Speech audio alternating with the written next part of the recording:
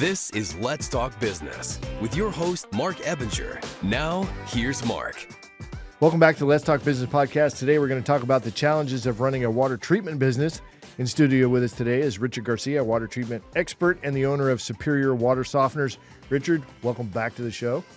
Thank you. I appreciate being back on the show. I'm very excited. Yeah, it's always good to have you here, man. Traveling in from Louisiana. Did you come in today or yesterday or what? I came in Saturday, get some rest and visit my aunt who's in a nursing home. Okay. And so I come often just to be able to make sure I can visit her and then run my business at the same time.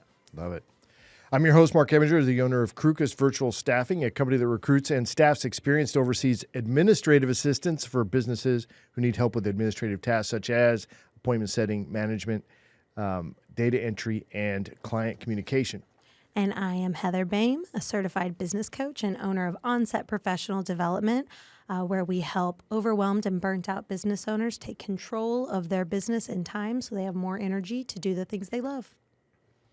Wonderful. And I am Emad Guirguis, owner of Simpli Bookkeeping, where we help small business owners understand their finances better on a monthly basis so that they can help scale their business and be in control of their business finances again and have less stress doing it.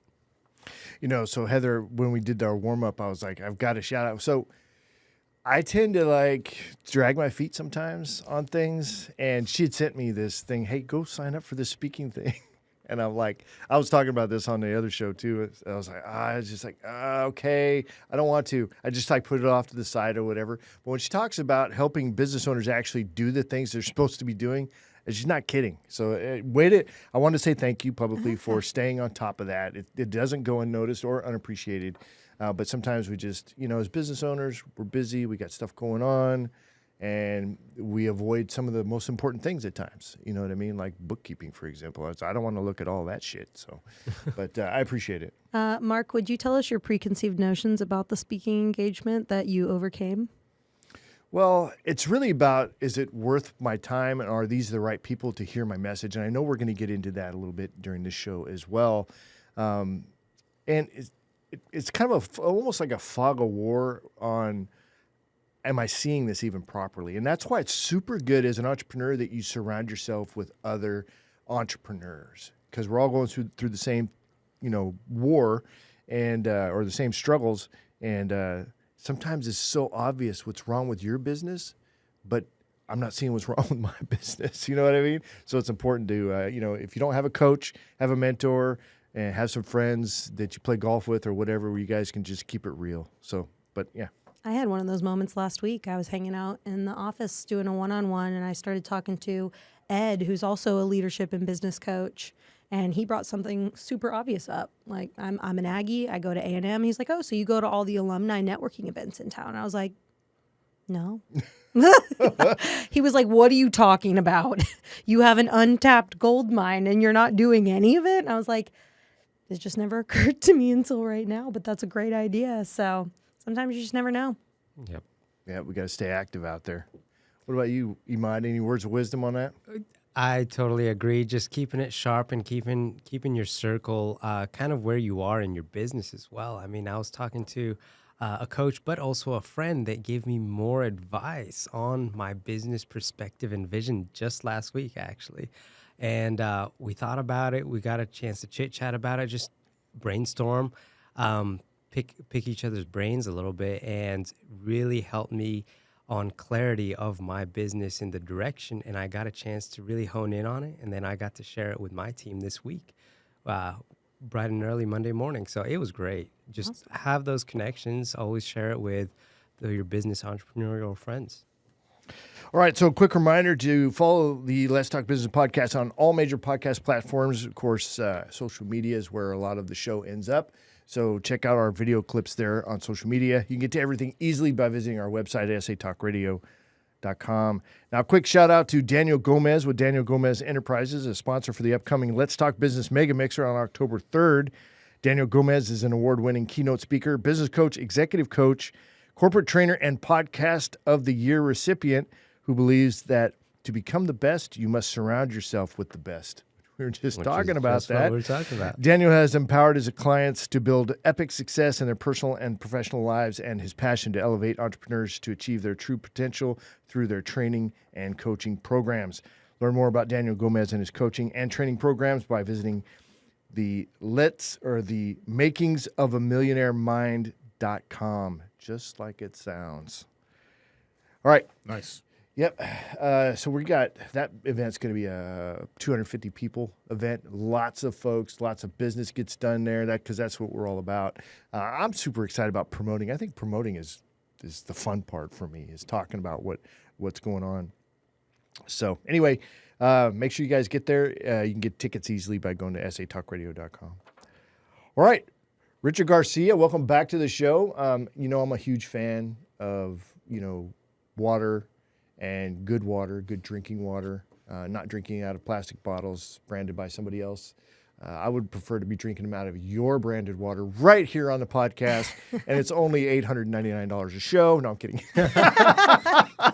So that's Wait, I'll be back. It's an inside joke. But anyway, welcome back to the show. Building a business isn't easy. And there's different things that come at us within our particular industries. There's different struggles that we have. What are some of the things that, as you're building out your business, anything popping off the top that's like, this is a struggle that you're having right now with your business? Well, yes. I mean, the bottom line is I kind of stumbled into the water treatment business. I was working for Time Warner Cable back in the day, doing door-to-door sales, and I needed a water softener. And somebody came to my door and wanted to charge me $8,000 for a water softener. And I said, no, I'm not doing that. I lost all my appliances over the course of about 2 years in a brand new home from the hard water. And I went to go look for a water softener because I'm a touchy-feely kind of guy. It's like going to a car lot. I want to see what I'm going to buy. And I got goaded in or coached into working for one of these big-name water treatment companies. I ended up finding that I just couldn't work for them. The systems were breaking down. So I had to create my own shingle, and that's how I got started. And it's a really tough industry to actually become successful in because there's so many companies out there trying to charge a lot of money for systems that usually break down a couple of 3 years later. Sounds like that would make it easier, though, if you've got a better product. Well, at that point, I just thought I cared more about the water, so I was going to be able to put in better systems, but I was putting in the same technology that everybody else was putting in, and my system started breaking down. And it became a real mess. I almost had to get out of the industry because I was charging money and then coming back 2 years later, 3 years later, and having to charge $300, $400, $500 to fix something that I had just sold. I know we've gotten into this on other shows, but just like close the loop for the listener who maybe this is the first time they're hearing you, Right. is what is the ultimate root of the problem there? To me, what I discovered, and I believe it's pretty factual, is that internally, water softeners collect so much filth, and they're really not designed to clean themselves out. It's an ion exchange process, salt for rock, the entire time that it's cleaning the rock out of your water and then cleaning itself out with salt. It's collecting dirt and other contaminants that never get washed out. Those contaminants fester and grow a bacteria growth that's a low-grade bacteria and a film that clogs up everything inside of the water softener and the valve head. Now, is this film what we feel, the slickness on the skin? Right. Yeah, I was trained in the beginning, this is pre me starting my own company, to say that that's a normal feeling, that that is the way water softeners work. And actually that was the truth. But what they weren't giving me was the real truth, which was that film is a low-grade bacteria, which is called a biofilm. And a biofilm is physically harmful to some extent to our skin, our internal organs. It's not healthy for us. So is that what breaks the system as well? Is it what causes malfunction in the system? Yeah, it starts off as a clear film, and then it sticks on top of itself, and it's like building blocks. And eventually, the underlying film goes from clear to a yellow to a burnt orange to almost a blackish film that starts secreting out of the valve head, and it keeps the passageways from staying open, so your water treatment system can work correctly when it's trying to clean itself out. So there's a couple goals when you're putting in a water softener that you want to address. Number one is the quality of the water that's in there, right? That remains. The setup of the system, Right. so that it can clean itself out. Right. And I know we talked about that already. Yeah. But we have to stay on top of the biofilm as well, which can accumulate in any system, and you have a treatment for that as well. Right. Well, the key to our success is that when I found the problem, I went to look for solutions, and I found some PhDs in water that helped me understand why systems were breaking down. The primary reason for them to start to fail is that they collect dirt. Dirt does not belong forever at the bottom of your water softener. Dirt needs to be flushed out, eradicated, minimized, whatever, because dirt is the host of microorganisms. Microorganisms, they breed inside of a water treatment device and create that film. So we put in systems that flush dirt out regularly because dirt does not belong down there. That's the structure. That's the way Right. you design the Right, system right. so that it can do that Right, effectively, right. which most systems are not designed to do that correctly. Well, and everybody has access. Every company has access to it, but they don't sell it because it creates about another $500 to $700 more for a solution per household. So companies are wanting to sell on how much profit they can make instead of how well they can clean the water. And so we complemented that equipment by finding a product that sanitizes the inside of water softeners, valve heads, every orifice that water runs through the water softener system to minimize that film that multiplies and then starts breaking your system down. That's the solution we're using in ours. It's called right now. Sanitizing Solutions. Right. So it's a private labeled product that we put out. Anybody can get that. They can put it in their existing systems, right? But ideally, you want to have a system, a water softener that from the ground up was built to actually get rid of the dirt, right? And then not collect this biofilm. Right. Okay, cool. Well, I just wanted to kind of go back to the root of that and make sure that listeners understand, the basics of why this is important. But let's get on to the business side of things now, Yes, sir. right? Yes, sir. Which is, I know you want to talk a little bit about some of the struggles and challenges that you're facing. What's the number one challenge that you're facing right now? Our industry tries to make us look like we're just like everybody else. That we just sell a water softener, and anybody can sell you a water softener, and they position themselves to look bigger than us or give you better warranties than us. But in reality, that's not the case.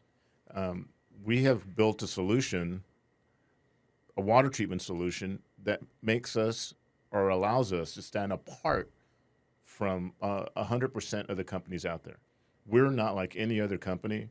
I'm not going to say that we care more about the water, but to some extent we do. We care about the consumer. We want to educate the consumer. We want to make sure the consumer buys a good product. It's very important to us that at the end of the day, that our customer is going to come back to us for service or even purchasing a new system when they buy a new home. So the old adage, and they say this, I was watching Shark Tank on my trip. I had a TV in my room, which I never do. But I was watching Shark Tank, and they say it over and over again if you watch it enough.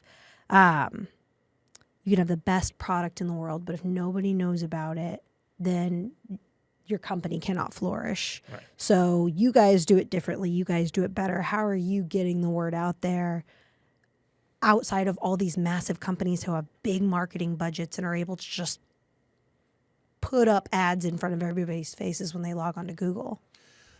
It's a great question, Heather. I have found for years I built the company on my back, one customer at a time. I did all the installs, I did all the marketing, I did all the financials, I did everything, and it was crazy. About a year and a half ago, I said that playbook has got to be thrown out. I mean, I just can't do that anymore. My body was breaking down doing all the work. I brought on a partner. And what we do now, instead of just going after one customer at a time at networking groups, which are important, we try to position ourselves inside of corporations.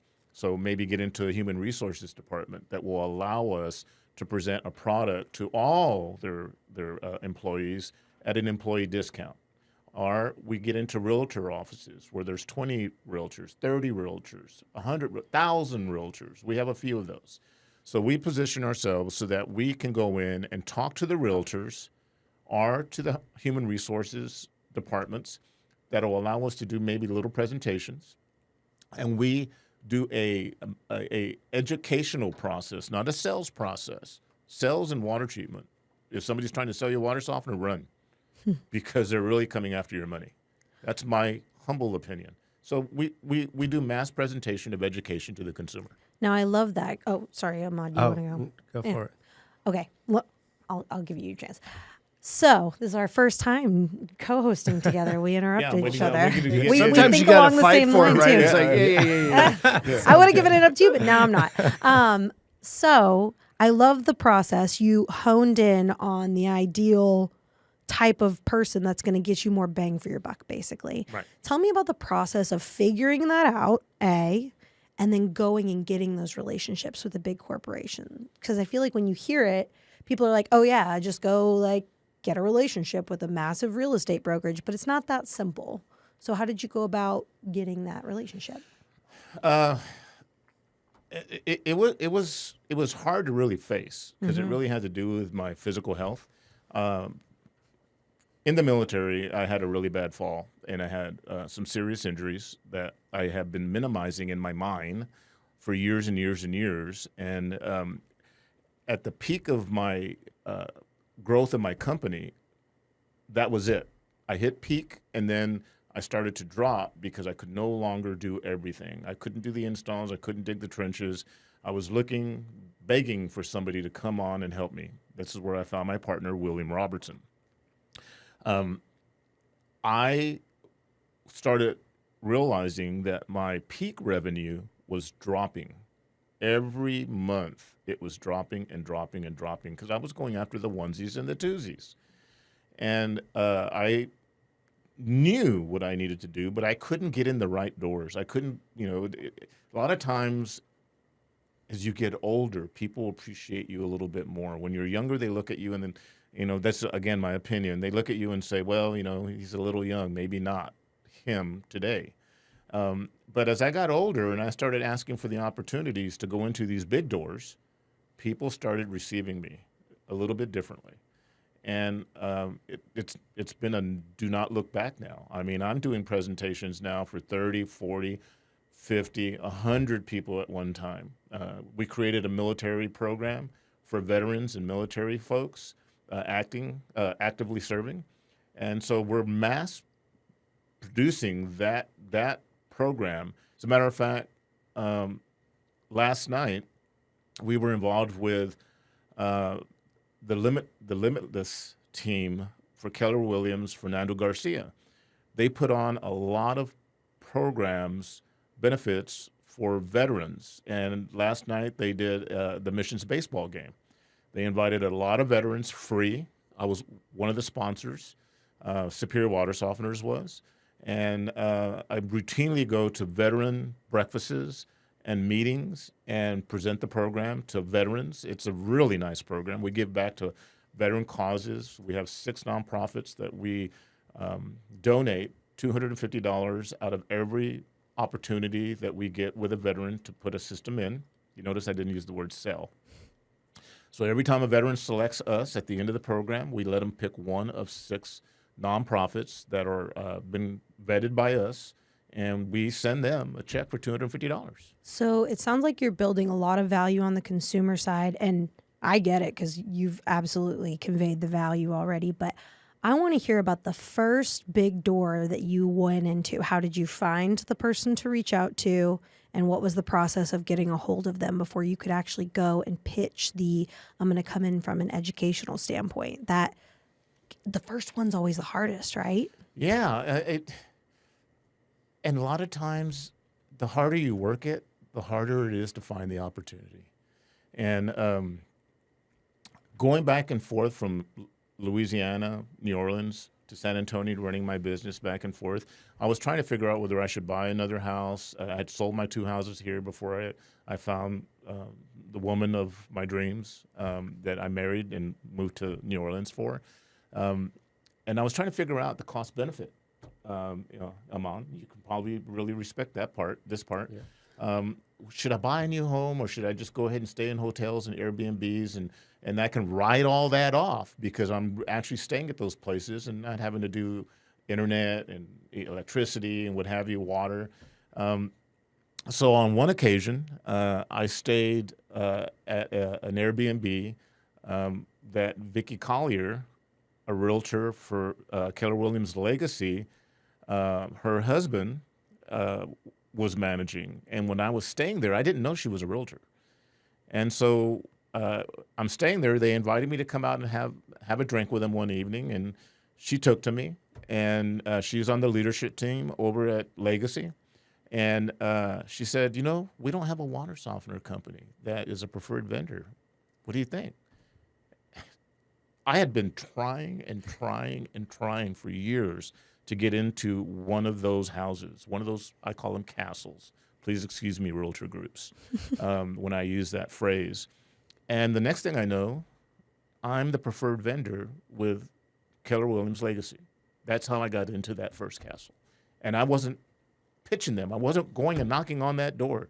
The Lord just blessed that opportunity for me to be in front of that realtor that day. Is that a buy-in opportunity, right? It's like you pay for that opportunity to be that preferred folk. Yeah. And then what does that come with as far as the perks? Do you get to? How often do you get to go in, or what's the deal there? I can go in daily if I want. Okay. I can go in there, drop off cards, drop off marketing materials, say hello. I can just go in. And I go in and drop off, donuts or maybe some coffee. We get invited to all the functions. They have a barbecue. They had Flag Day not too long ago, and we can sponsor or not sponsor, but we get invited. And so, it is a buy-in. Well, it's pay to play, and that's not unusual. And, no. and in there's this no world, negativity there. Yeah, either. you're going to pay for it. I'm going to pay to do the onesies. I'm going to pay the gas. I'm going to pay the networking opportunities, buying a drink for somebody. I'm going to pay. But so I try to make my buck, my bang for my buck, go a lot further. My audience is this big versus this big when I'm spending my marketing dollars.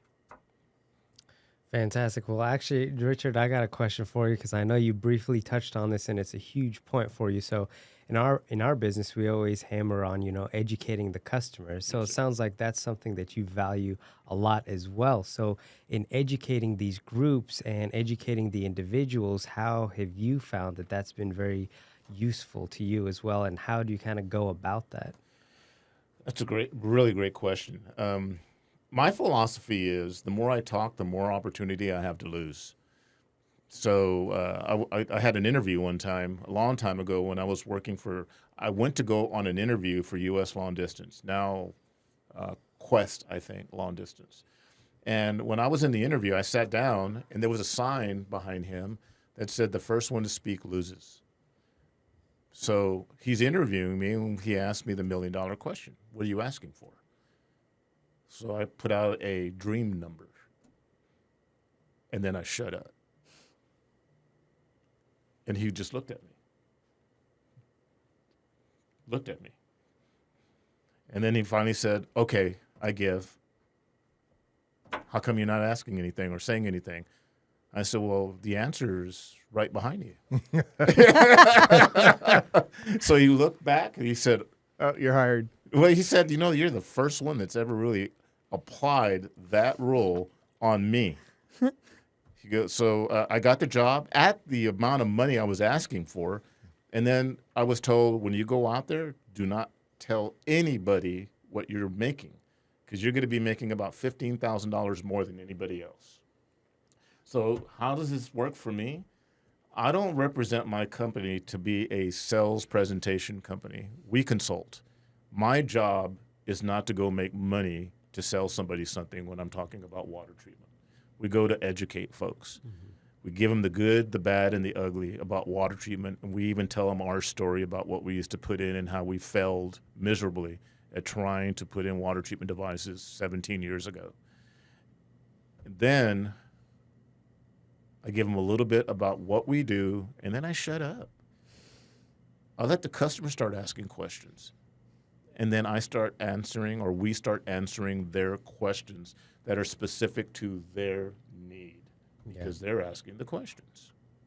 Yeah, and I think that's very important because a lot of times, like you said, a lot of the customers actually won't know what's going on internally in those systems. Right. And to your knowledge and what you've experienced and know, unless you explain that or go forth and actually educate them, they're not going to have an idea or might end up with a water softener that's going to break down 2 or 3 years later. Yeah, people are literally extremely vulnerable when they're searching for a water treatment device. Companies who try to sell you a water treatment device are usually overpriced. Their warranties do not hold a lot of stock at the end of the day. Sometimes you're a week out, or maybe they never return your call when you call for service. I can't tell you how many calls we've gotten. We bought a water softener a year ago, and the company that we bought it from is not answering the phone to come service our equipment. I do a lot. I feel like a lawyer sometimes. I do a lot of pro bono work. I literally will go out and help the customer figure out whether the water softener isn't working, or maybe give them a courtesy service call on how to run their water treatment system. I mean, I kind of did a little bit of that for you, Mark. You had some concerns about your water treatment device. And my first stop was not to try to sell you anything, but to educate you and tell you what I felt was maybe going wrong with your system. And then I shut up and walked away. Well, so did I. I shut up and I walked away. So both of us shut up and we walked away. All right, I mean, and then Two masters. We ended up getting that solution that you have. We are actually running that in our system. I went to add something to it. I don't know, it was a month ago or something. Jennifer's like, don't touch that. I've got everything on a specific schedule and whatever. Richard told me and blah, blah, blah. And I'm like, all right. You know how it is when you have guy ears. Wah, wah, wah. I didn't hear any of that. Does she have that ruler? The nun ruler? She's got. Oh. Is that the nun? Okay, don't say you like it. Okay, but Richard, I have a question because in that I heard that you start your presentations by telling people about how you failed when you first started. Right. And I found that people really tend to resonate with failure more than success, but most business owners don't lead with failure ever. It's like, I've got it all together. I'm good. We see this nice surface picture, and behind the scenes, who knows what's going on. There's probably not a more freaked out, messed up, crazy stuff going on behind the scenes population than business owners and entrepreneurs. What has been your experience with opening with failure? I'm proud of it. Tell you the truth, I own it.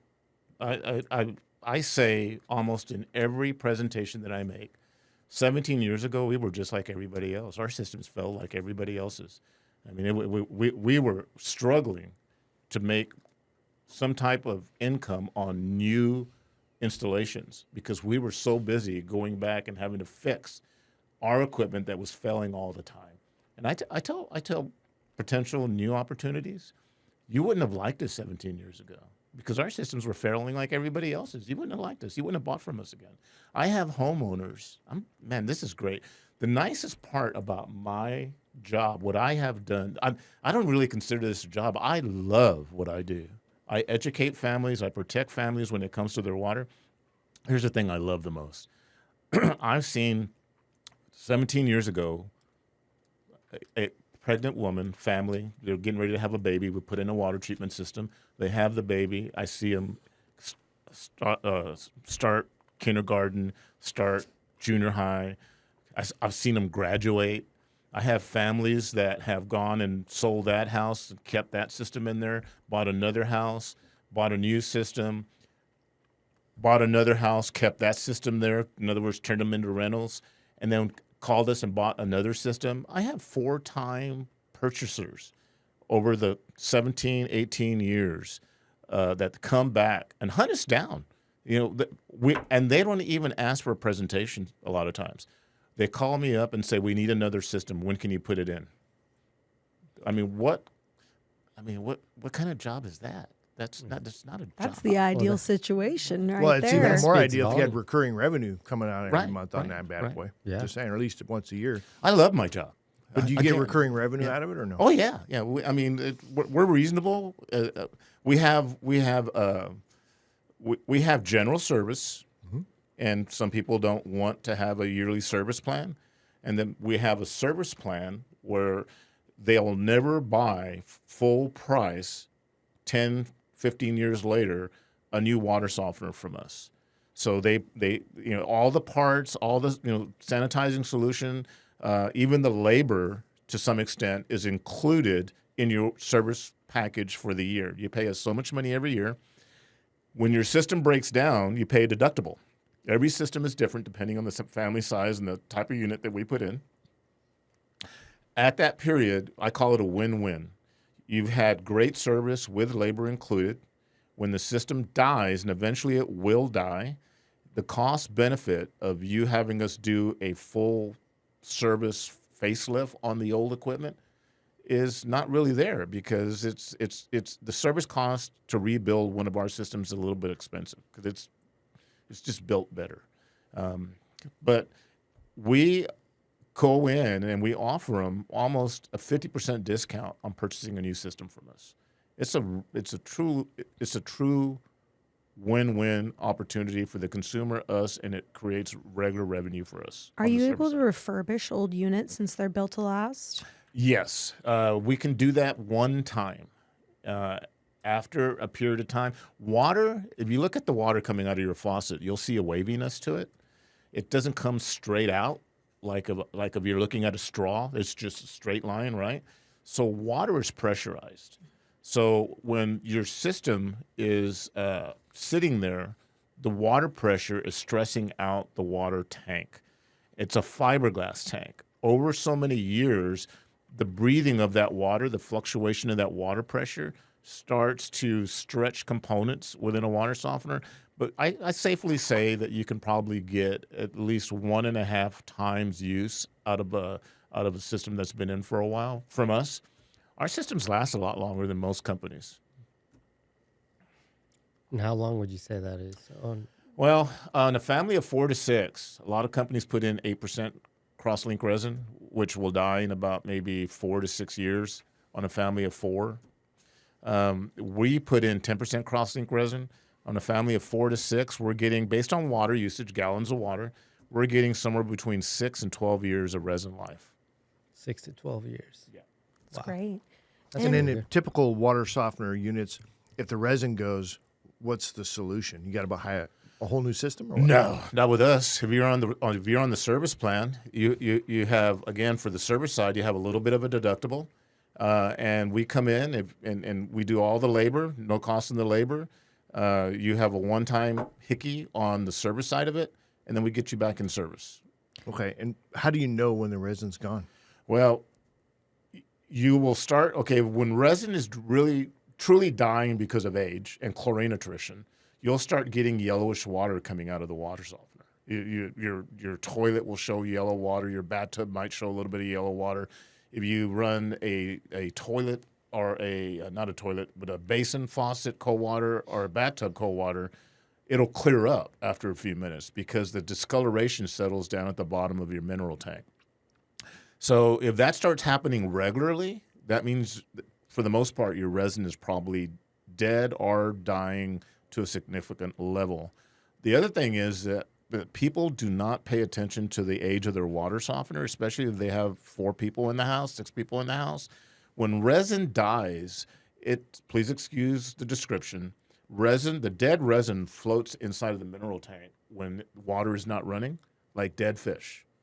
Okay, when you turn on your water, it starts to cause the dead resin to drop down, to be sucked down, because your water returning into the home when it's being cleaned comes out of the bottom and goes up.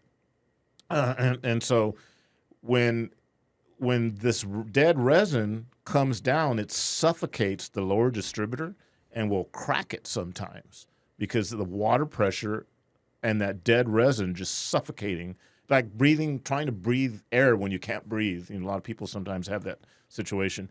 It'll crack the lower distributor, and all that resin in a lot of systems that have pea gravel or garnet down at the bottom of the water softener, and this will resonate with a lot of people out there, that pea gravel, garnet, and resin and carbon will make it into all the lines in the house, and it'll shut the water off everywhere.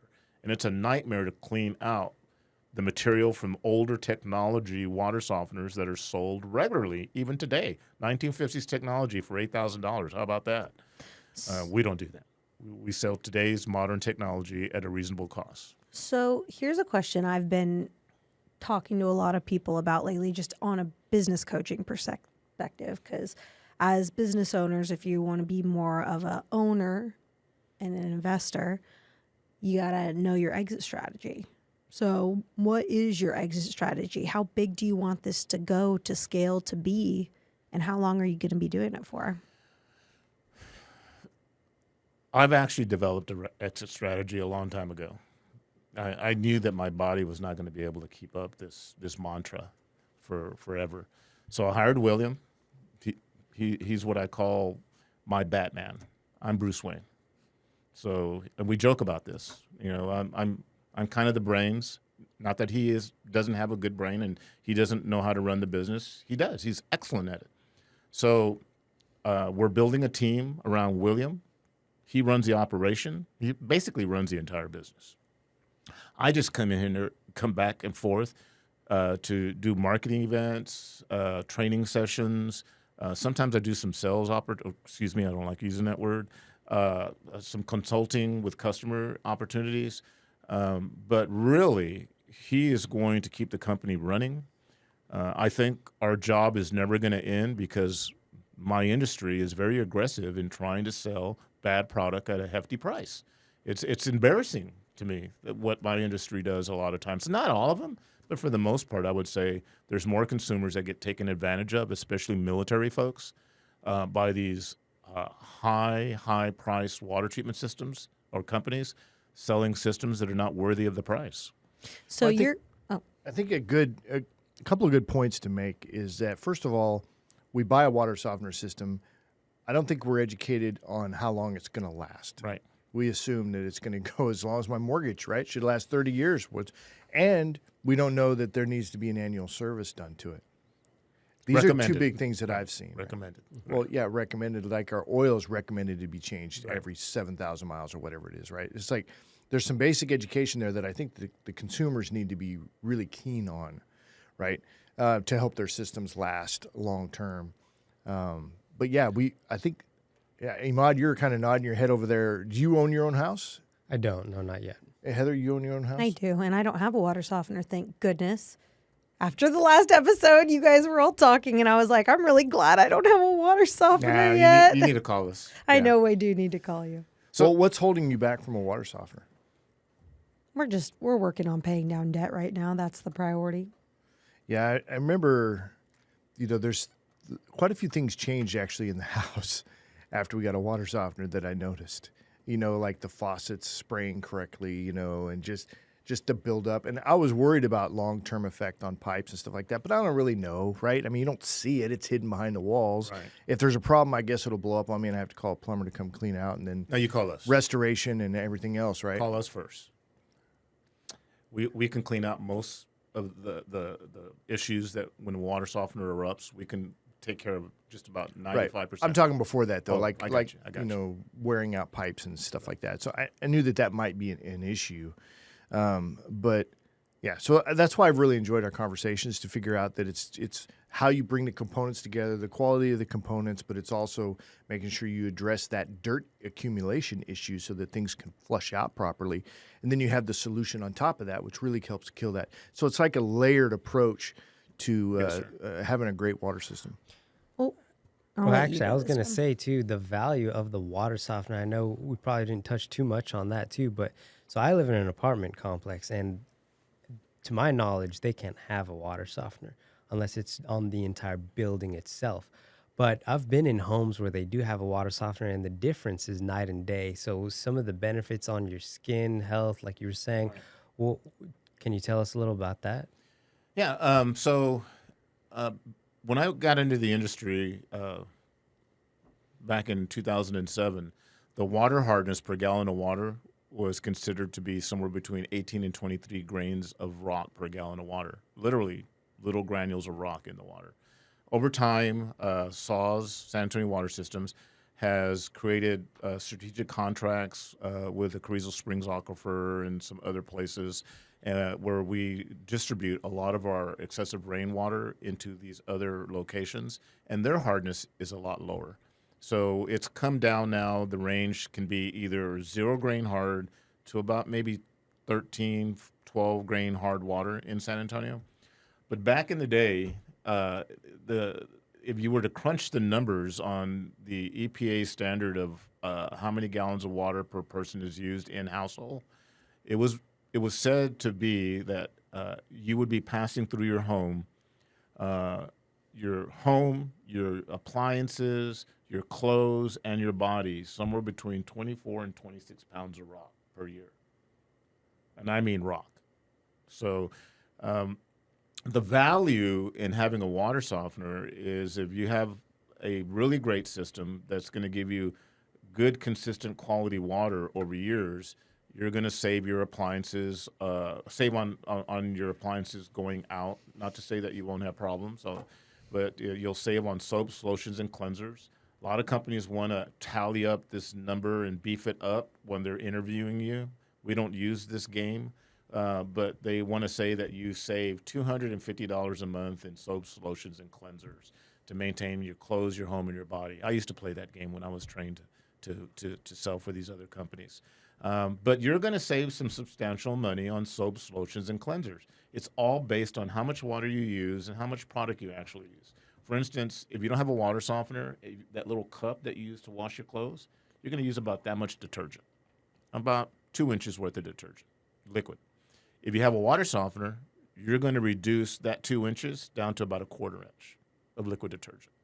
So that big jug that you get from Costco or Sam's is going to last you for 3 or 4 months, and just based on family and water usage. So That's huge. So that's how you can multiply savings when you have a water treatment device. Just a couple of the ways. Yeah, it's like death by 1,000 cuts. Yeah. And so you got if you have a water dispenser in your refrigerator, and of course you have your dishwasher, those are two things that are affected by it as well, right? So just, they get clogged up, they crap out on you or whatever. Now what about, so that's on appliances, and obviously there's benefits to cooking. I mean, you can now use water that's directly like tap water almost, or still recommended normal water that's brought in. Yeah. Again, my industry likes to put a lot of specialty names on the word water treatment. So they, instead of saying water softener, they'll call it a conditioner. Or if you have a whole house water treatment system, which is carbon and resin, they'll call it a conditioner, or they'll call it a whole house water treatment filtration system. The problem is you just don't, how to say this without sounding ugly.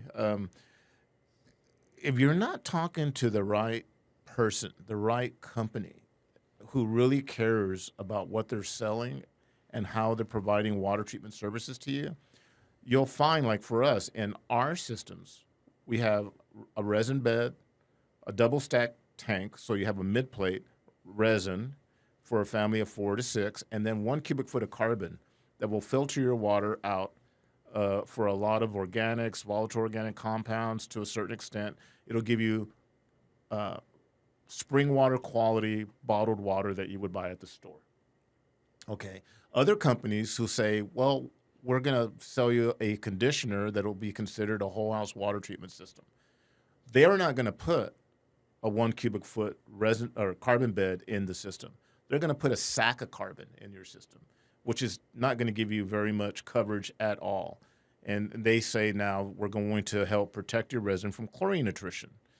So it's just a matter of who you're going to trust to pitch you, I hate to say that, but pitch you a water treatment solution and then gain your confidence to say yes, and then they put in something that's not very effective or a true measure of a great quality product. So speaking of your competition, because we touched on that more in the last time I was on the episode, and we haven't as much here. Right. I'm reading a book, 5 Steps Ahead. It's by the guy that created Valuetainment on YouTube. And he, when he was starting out, started an insurance company. And he started his insurance company at like 150 something agents, and immediately he got sued by a bigger insurance company, just superfluous suing, trying to get him out of business because they had the money to do it and they didn't want the competition. And that's business, right? You try to take care of the competition, especially one that's going to threaten the very industry. So how have you seen that come up, especially since you're doing things so differently than the rest of the industry? Oh yeah. I used to have companies come by. When I started the company, I had a brick and mortar location. This is 2008 when the industry or our economy was getting ready to tank. We had that recession in 2008. I ended up luckily being able to get out of my lease because the property manager thought that I was going out of business because we really were all out in the field all the time. So he gave me an out. And I wasn't asking for an out. I wasn't really hurting. But he gave me an out, and I ended up going and cleaning out my entire garage in my home and turning it into a water treatment office or back room where we process and worked on our reverse osmosis systems and what have you. And the competition would come and park right outside my house and take pictures of where I officed out of and use that picture to show to potential customers, would you buy a system from this guy? Look where he offices out of. I mean, he's selling you something out of the inside of his garage. Well, that was the truth. However, I was selling a far better product than they were selling. And so there was no difference in us being, there was no equal. We were far superior water softeners. So we were far superior in our solution, but they were just really ridiculing us in home and making customers feel like we were selling a Ford Pinto and they were selling a Mercedes-Benz. How did you overcome that? It was tough. I mean, I was 100% closer. I hate to say that. I can sell ice to an Eskimo. I've said that before in one of the other shows here. I could sell ice to an Eskimo. I was 100% closer until I realized what water softeners or water treatment devices were actually doing internally, how they were performing, what they were leaving behind internally. So once I realized that my ice was contaminated, meaning I can sell anything. I can sell ice to an Eskimo. Eskimo doesn't need ice, but I can sell it to him. When I realized that my ice was tainted, my closing ratio went down underneath 50%. If I went out and sold 10 systems or had an opportunity to do 10 presentations, I literally spilled my guts. I told them exactly how they worked, told them how I was overcoming this. My industry made people feel I was a scaremonger. And I was a salmon, the single salmon swimming upstream, telling the truth, and the rest of the industry was going downhill, and they were closing everybody because they were really selling systems based off of price, a brochure, and a warranty statement, not on clean water. So have you ever seen, what's that movie where the guy's like interviewing and he's like, sell me this pen? What movie is that? Is that Wolf of Wall Street? Is that Wolf of Wall Street? I think it might have been. Could you do that? And describe it. Like, okay, so in Wolf of Wall Street, Leonardo DiCaprio is sitting across from, what's his name, Matthew McConaughey. Mm-hmm. And Matthew McConaughey's this big, like, financial guy, and Leonardo DiCaprio's nobody. And so he takes a pen and he, like, puts it across the table and he goes, sell me this pen. I don't know if that's it, because that doesn't sound familiar. But anyway, he says, sell me this pen. And so, like, Leonardo DiCaprio has to sell him the pen, even though it's his pen, right? Grant Cardone does that stuff, too. But could you do that? Like, take the mint and sell us the mint. Absolutely, yeah. So, I mean, so if I had a tactic, please excuse me, Mr. or Mrs. Customer, it's that when I finish my presentation, I shut up. I start packing all my little information tools, start putting them inside of my case. I close up my laptop, put it inside of my case, and I start to say goodbye. I never asked for the business. Can you demonstrate it for us? Because I think that would be really, A, fun, and B, very valuable to our listeners who are all business Depending owners. on how long it takes. Yeah. Well, it doesn't take very long. Let's say that, Like, that so- I just did a presentation here. Sell us the mint, please, Richard. So I am doing a presentation. I show them brochures. I have a lot of industry or even researched articles on what's in the water. Can you just make it up about the mint? Yeah. So our system, Our mint. Our This mint. our mint, tastes better than any other mint out there. And the reason it tastes better than any other mint is because it's designed to clean your breath better than anybody else's mint out there. When everything is said and done, you'll be able to talk to anybody for a longer period of time without you worrying about your coffee breath. Who wants to talk to somebody who is going to have coffee breath coming back at them? Our mint is guaranteed to make sure that you don't have that embarrassing moment. So this is going to cost you $1.99. And if you want it, all you have to do is let me know. Because my presentation on this matter is now ended, and I'm going to leave it up to you to decide to let me know whether you want to buy that mint. And I thank you for your time. Well, you focused on the features, right, would- rather than the like the benefits as opposed to the features. Sorry, it's round, right? It'll fit in your mouth. These are things people don't care about. I like right? that. Overcoming the coffee breath for hours and just keep it. That was so good. That was so polished too. And he just came up with that off the top of I his was head. waiting for him to stumble. mess it up there, but yeah, No. he stayed on the benefits of the mint. Well, the benefit of this mint it's to clean your breath. Yeah. So when you asked me, Heather, to do that, I thought... You didn't say it tastes great. I would have thrown the taste in there. Well, this thing tastes really good. It's hard not to want to chew it up and swallow Yeah, he it. sold them the end destination instead of the airplane ride. Exactly. Which But is you what want to know people- why I didn't do that? Because in the time that I thought, it took me about 5-7 seconds? Yeah. In the time that I thought what the challenge was, I put this in relationship to what I have to overcome selling my product. And so my industry wants everybody to believe that their water is going to taste better, it's going to feel better, and it's going to work better within their equipment. And I know that's not true. So when I looked at this mint, I looked at the end benefit. What is the end benefit for this mint to the customer going to be? It's all about the bad breath, apparently. Well, in this And don't worry, I circumstance, can there's tell you lots. didn't have coffee today. I didn't. But I did. No, I think that's so good because sometimes those are like fundamental sales skills that I think some business owners don't get. They don't realize it, or they go straight from zero to owning the business and have to figure out sales along the way without realizing that it's a skill set and it's a set of ideas. It's psychology. And by like what we were talking about, if I told you, hey, do you want to go on a trip? You're going to sit on an uncomfortable chair with a little tiny TV that you can't plug your headphones into, but you know what? It's going to take you to Hawaii.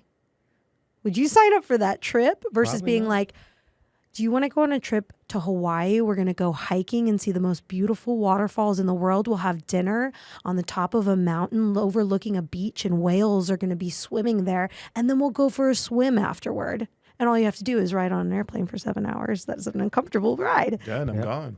And I think something else too that you touched on was people's need, not their wants. Why do they need this mint?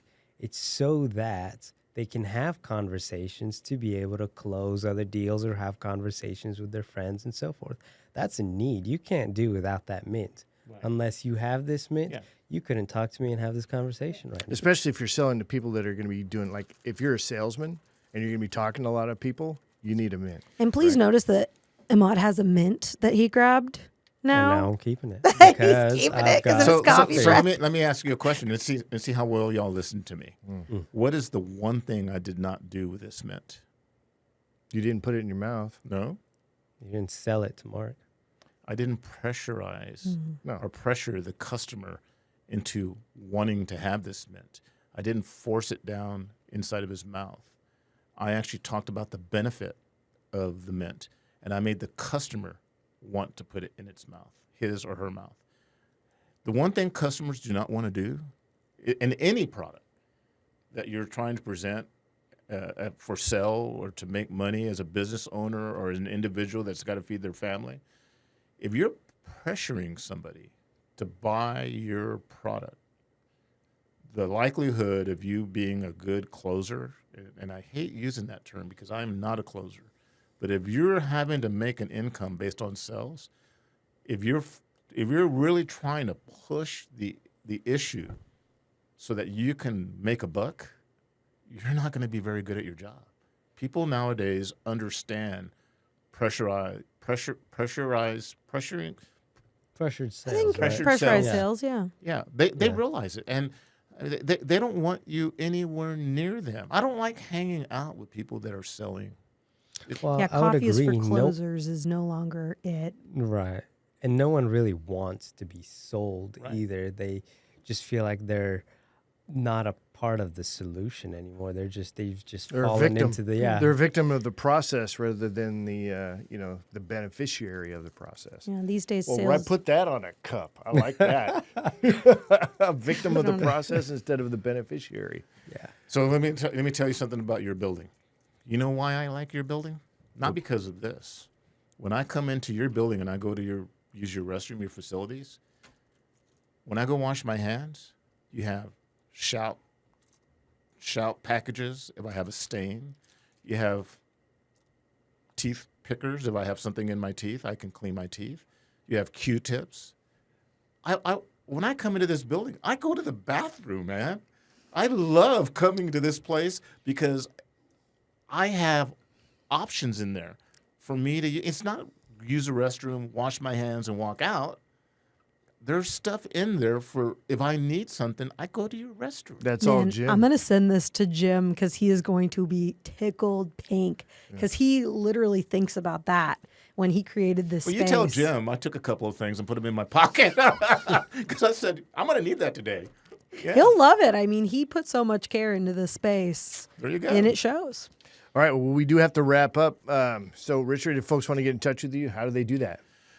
You can look us up at superiorwatersofteners.com or swsofteners.com or 210-792-0962. And, I answer the phone a lot, but William is the guy that's really going to show up. So, and he's great. You'll love him. All right. Thanks again, man. I appreciate you coming in yet for the third time, I think it is. Yeah, I love it. Yeah. I need a room here. Yeah. Yeah, right? Yeah, especially if it's decked out like this. This would be a great I place feel to like you sleep, could I have think. an entire TikTok thing on just Congratulations. selling stuff. Thank you, Richard. It Welcome was- to the team. You did well. Love it. Thank you. You did well. So Fantastic. you just need to make sure that Heather over there doesn't like walk on you. Who knew? Yeah, she's a little animal over there. Gosh. You know, I like to ask questions. And Mark, thank you very much for having me back on. I really You bet. appreciate it. My pleasure. All right, as we wrap up the show, quick reminder, check out the latest podcast and catch video version of the show anytime by visiting our website at satalkradio.com. That's going to be it for this one. Good job, Emad. Thanks See you again, on the Mark. next one. See ya. I love being on Have a good week, guys.